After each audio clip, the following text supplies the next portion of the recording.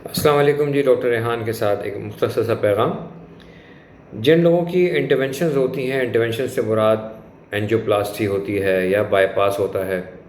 اس کے بعد ان کا کام وہاں ختم نہیں ہوتا، اور ہیلتھ کیئر پرووائڈر کا کام بھی وہاں پر ختم نہیں ہوتا، بلکہ اس کے بعد ایک بہت ہی امپورٹنٹ پروسیس ہے، پروسیجر ہے، جس کو ہم کہتے ہیں کارڈیک ریہیبلیٹیشن، عام زبان میں کارڈیک فزیوتھراپی۔ وہ ایک بہت ہی امپورٹنٹ ایسپیکٹ ہے کارڈیوواسکولر ڈیزیز مینجمنٹ کا، کہ جب ہم سیکنڈری پریونشن کرتے ہیں پیشنٹ کی، پرائمری پریونشن میں تو ہم نے سنا ہے کہ ایکسرسائز کرتے رہو،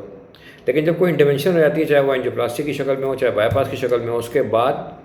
پیشنٹ جو ہے عام طور پہ ڈی مورلائز ہوئے ہوتے ہیں، ایموشنلی ڈرینچڈ آؤٹ ہوئے ہوتے ہیں،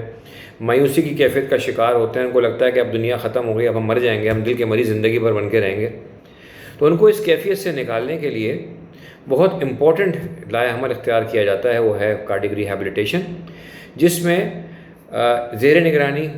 کارڈیولوجسٹ، زیر نگرانی کارڈیک نرس، زیر نگرانی سائیکیٹرسٹ، زیر نگرانی سائیکالوجسٹ، زیر نگرانی اسموکنگ سیسیشن ایکسپرٹس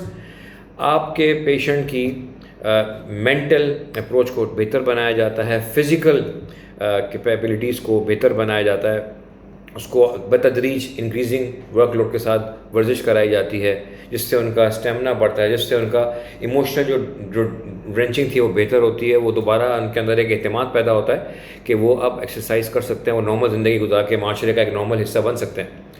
تو اینجیوپلاسٹی بائی پاس کے بعد ری ہیب ضرور کروائیے اپنے مریض کی، کیونکہ ری ہیب جو ہے وہ 50% آف دا اینڈ گیم ہے۔ جو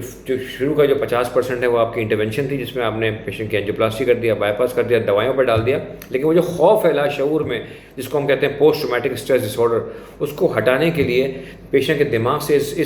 اس ایموشنل ٹراما کو ہٹانے کے لیے کہ وہ زندگی بھر دل کا مریض بن کے رہے گا اور اب اس کی دنیا ختم ہو گئی، اس کے لیے کارڈیک ریہیبلیٹیشن اس کی فزیکل نشو و نما کے لیے، اس کی مینٹل نشو و نما کے لیے بہت ضروری ہے۔